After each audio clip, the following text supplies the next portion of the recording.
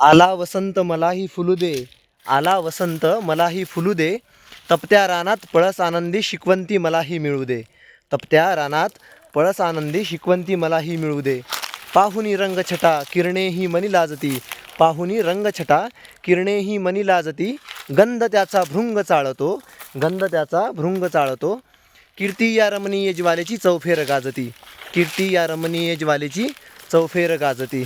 हाची दम मलाही मिळावा, हाची दम मलाही मिळावा, लौकिक माझा चौफेर व्हावा, मानवतेचा गाठुनी कळस, मानवतेचा गाठुनी कळस, मलाही व्हायचा आहे तपत्या रानातला पळस, मलाही व्हायचा आहे तपत्या रानातला पळस.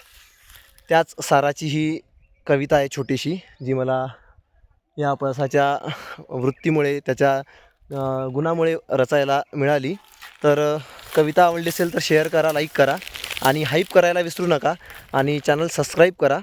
मराठीचा छोटासा काय म्हणते त्याला वाटा म्हणून तुम्ही चॅनलला सबस्क्राईब करून ठेवा, कारण मराठी भाषा जी आहे ती आपली अशा पद्धतीनं जपता येईल. ठीक आहे.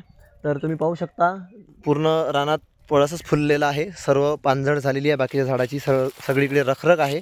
आणि अशाही परिस्थितीत कसं तग धरून राहायचं आणि कितीही कठीण परिस्थिती आली तरी स्वतःपासून दुसऱ्याकडे काय द्यायचं असते, जसं हा पळस आता आपल्याला रमणीय असं नेत्र सुख देत आहे, त्याच पद्धतीनं आपलं जीवनही असलं पाहिजे.